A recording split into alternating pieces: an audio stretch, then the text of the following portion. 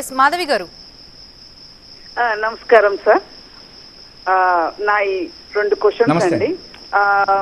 మీరు చంద్రబాబు నాయుడు 5 ఏళ్ల పాలనలో ఏమి అభివృద్ధి చేయలేదు అని అంటున్నారు, అది ఓకే.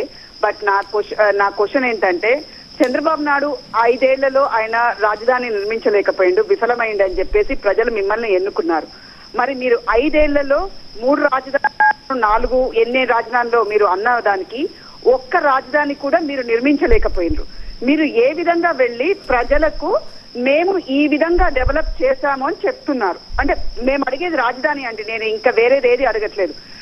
చిన్న కరెక్షన్ అండి, ఇంతకు ముందు మీరు మాట్లాడేటప్పుడు మన గవర్నమెంట్ హాస్పిటల్స్ కానీ స్కూల్స్ కానీ ఇవి బాగా డెవలప్ చేశారని మీరే చెప్తున్నారు కానీ మీరు ఎప్పుడైనా గవర్నమెంట్ హాస్పిటల్స్కి వెళ్ళి చూసారా ఏ విధంగా ఉన్నాయని?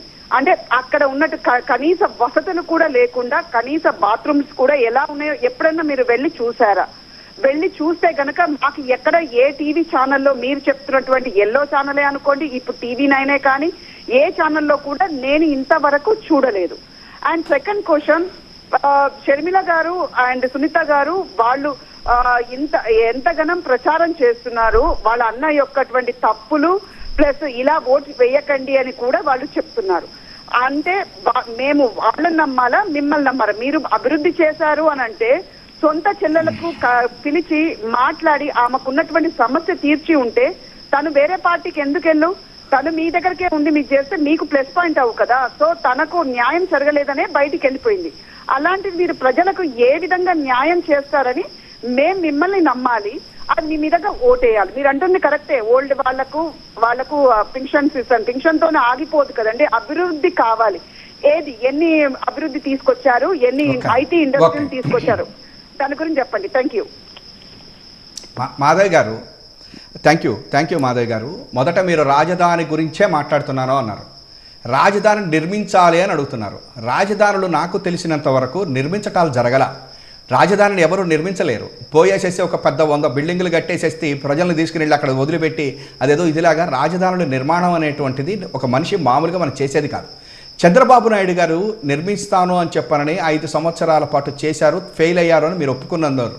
అయితే జగన్మోహన్ రెడ్డి గారు చెప్పినటువంటిది అంటే పరిపాలన వికేంద్రీకరణే కాదు, అన్ని చోట్ల కూడా అందరికీ కూడా సమానమైనటువంటి హక్కులు లభించాలి అనేటువంటిది. మీరు ఇవాళ చెప్తున్నారు రాజధాని అమరావతిలో చంద్రబాబు గారు చెప్పారు. ఏమని చెప్పనంటే 4 నుంచి 5 లక్షల కోట్లు ఖర్చు అవుతుంది రాజధాని మొత్తం పూర్తయ్యేసరికి అని చెప్పారు. అంతేకాకుండా ఆయన నారాయణ గారు అనుకుంటా లెజిస్లేటివ్ అసెంబ్లీలోనే క్లియర్గా చెప్పారు, ఎకరానికి 2 కోట్ల చొప్పున ఇమీడియట్గా మొదటి ఫస్ట్ ఫేజ్లోనే 1,00,000 కోట్లు కావాలి అని చెప్పారు. మీకు అందరికీ తెలుసు ఆయన మొత్తం కలిపి 8,000 కోట్ల పైన కూడా ఖర్చు పెట్టలేదు. దానికోసం అని చెప్పని 2,000 కోట్ల రూపాయలు స్టాక్ ఎక్స్చేంజ్లో అప్పులు తీసుకుని వచ్చాడు. అంతేకాదు భూములు కూడా కొంతమందికి తక్కువ రేటుకి కేంద్రంలో ఉన్నటువంటి లేదా ప్రభుత్వానికి సంబంధించిన తక్కువ రేట్లకి ఇచ్చాడు.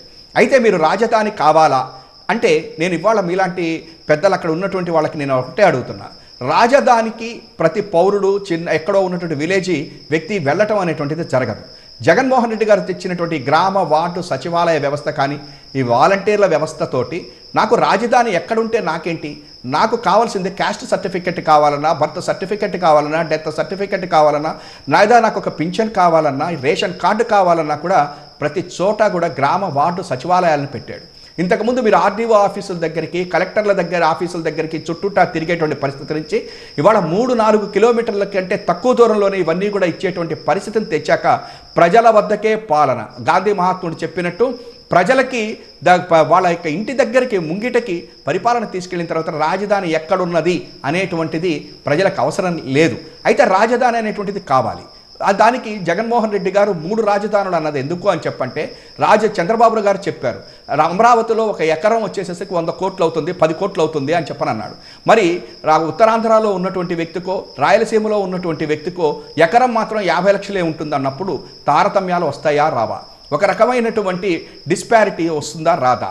అందుకోసం అని చెప్పనే అదే విశాఖపట్నంలో అయినా, ఉత్తరాంధ్రలో ఎక్కడో మారుమూల శ్రీకాకుళంలో అయినా, రాయలసీమలో అయినా కూడా అభివృద్ధి అనేటువంటిది యూనిఫామ్గా కనుక జరిగినట్లయితే ఆంధ్రప్రదేశ్లో గుంటూరులోనో లేకపోతే అమరావతిలో 10 కోట్లుంటే అక్కడ కూడా 10 కోట్లు పలికేటువంటి విధంగా జగన్మోహన్ రెడ్డి గారు ముందుకెళ్ళటం అనేటువంటిది కరెక్టా కాదా మీరు ఆలోచించండి. హైదరాబాద్ నుంచి మనం విడిపోయిన కారణం కూడా హైదరాబాద్లో విపరీతమైనటువంటి ఇది వచ్చి అక్కడ ప్రజలలో వచ్చినటువంటి అసూయ, లేకపోతే ఇదేంటి జరుగుతోంది అంటే అక్కడ వాళ్ళకి అసూయ అంటే వేరేగా కాదు, అది రాకుండా ఉండాలి, అందుకని కేంద్రీకరించబడకూడదు అనేటువంటి ఉద్దేశంతో వికేంద్రీకరణకి వెళ్ళాం. రెండోది, మీరు ఆసుపత్రుల గురించి చెప్తున్నారు. ఎస్, నేనున్నది ఇప్పుడు గుంటూరులో. ఈ గుంటూరు ఆసుపత్రిలోనే ఎలుకలు వచ్చేసేసి ఒక పిల్లవాడిని చంపటం అనేటువంటిది చంద్రబాబు గారి సమయంలో జరిగింది. అయితే మీరు ఒక్క రోజులోనే డెవలప్మెంట్ కావాలని కోరుకుంటున్నారు.